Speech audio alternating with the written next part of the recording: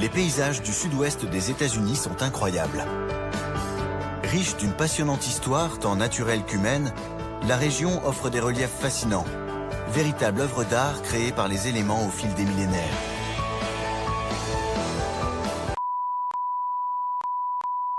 Je m'appelle Art Wolf et je vous emmène au bout du monde.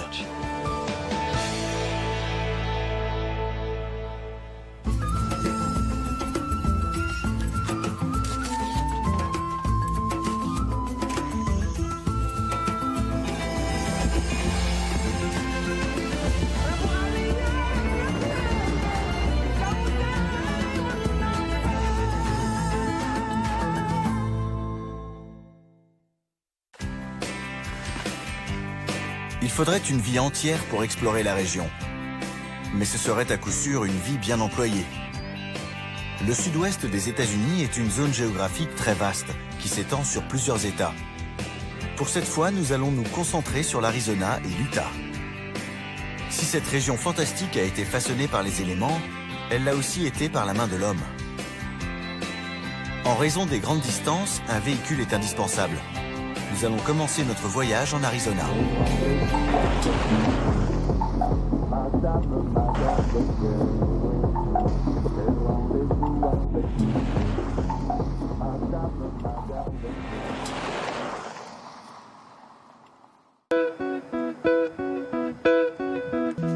J'ai justement la chance d'avoir pour guide James Yazzie, un membre de...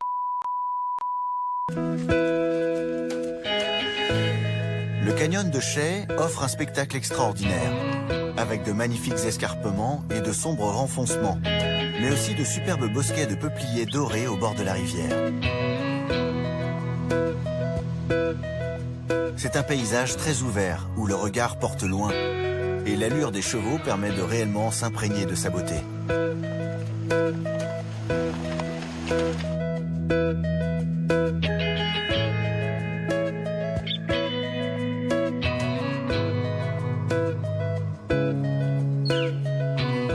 En plus de la beauté naturelle du canyon, on trouve aussi de magnifiques exemples d'art rupestre. Ok, super.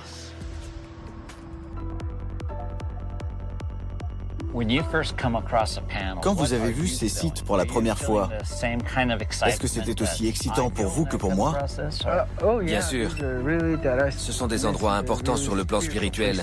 J'en ai des frissons parfois.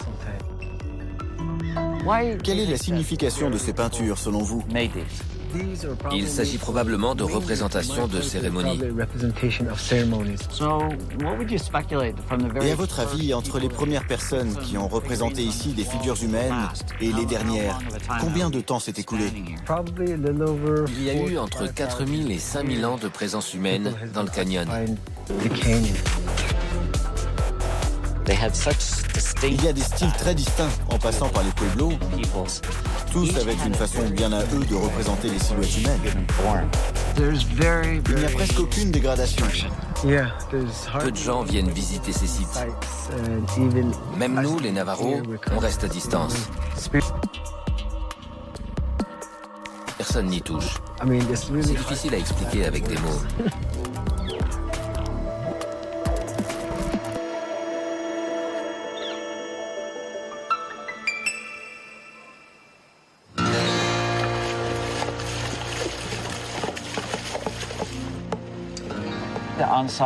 Les Anasazi peignaient et gravaient dans la roche? Oui. Il y a des pictogrammes, c'est-à-dire des dessins, et des pétroglyphes qui sont gravés dans la roche.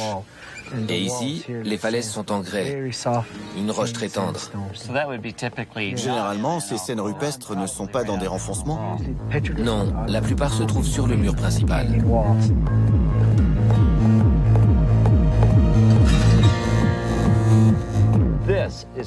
Ici, c'est impressionnant.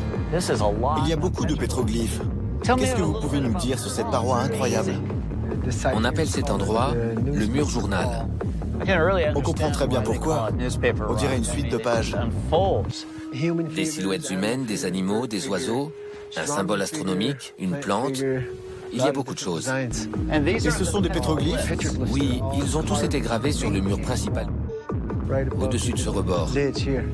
surtout par les Anasazi. Oui, et aussi par les Navajos. Ce sont des témoins de leur présence.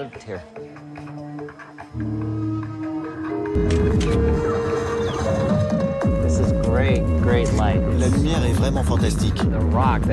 Elle est tellement oblique par rapport à la roche que les motifs ressortent magnifiquement. Ça donne une autre dimension aux pétroglyphes, comme si la lumière leur ajoutait du volume.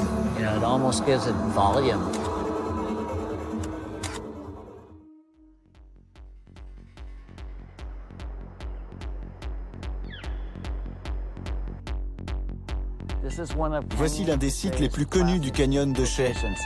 Une ruine Anasazi qu'on appelle la maison.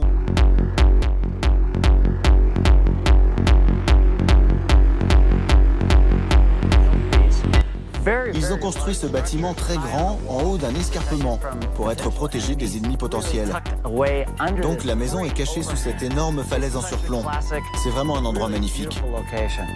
Avec cet environnement autour comme contexte, la texture de la roche et aussi les ombres, c'est vraiment une image très intéressante pour moi.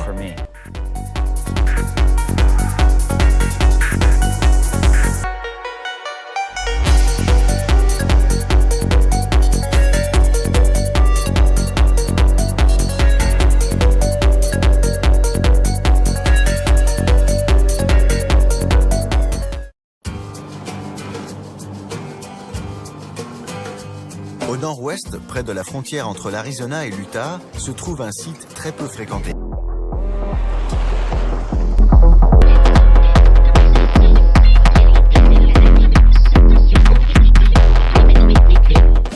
Steve Dodson, mon guide, va me faire découvrir son site préféré.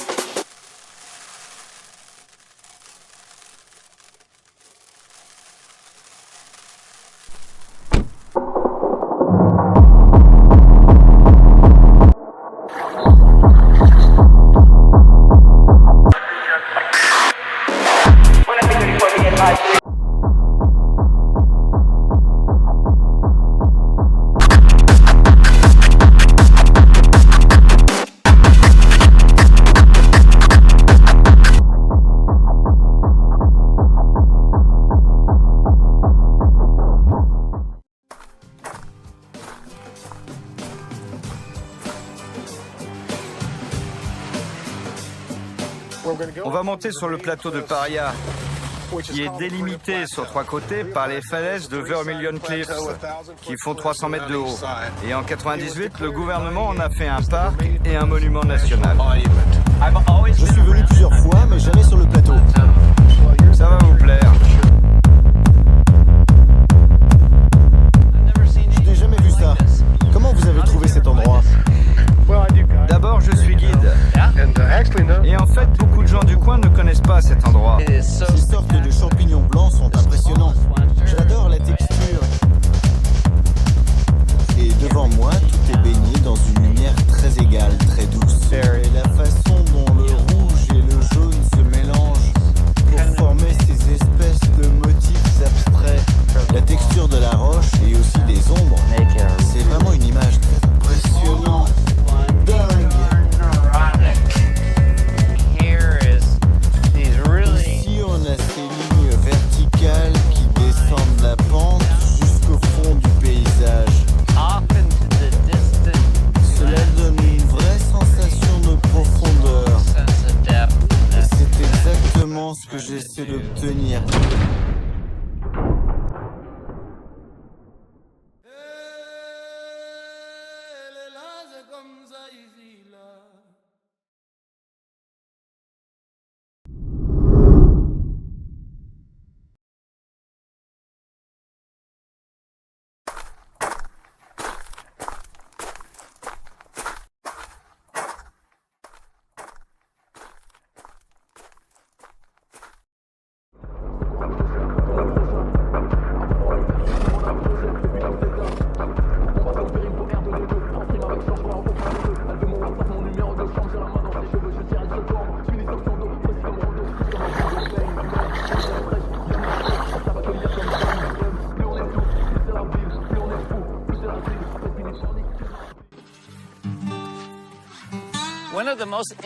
Parmi les plus beaux, il y a ces gorges étroites que l'on appelle des enfantes.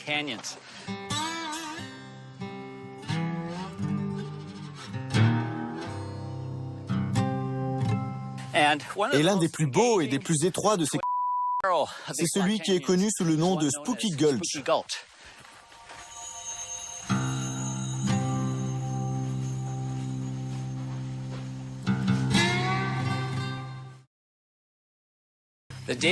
Plus on s'enfonce dans le et plus les parois deviennent hautes. C'est ce qui fait de ce un endroit à part.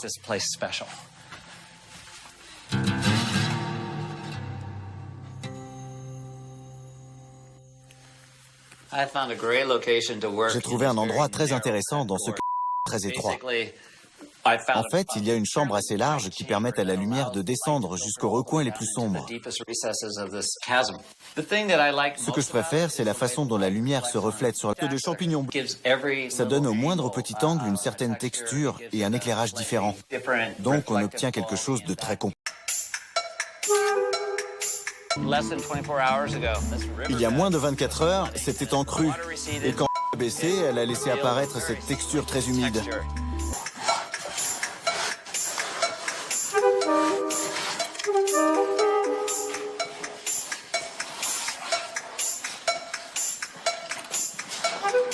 On obtient une texture très sensuelle.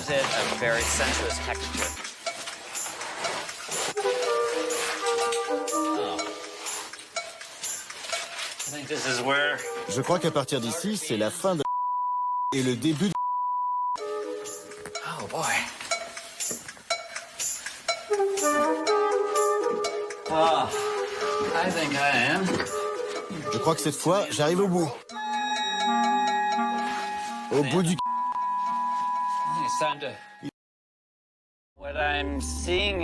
Sur une toute petite superficie, on peut voir de magnifiques champignons. Je m'appelle Art Wolf. À bientôt pour un nouveau voyage au bout du monde.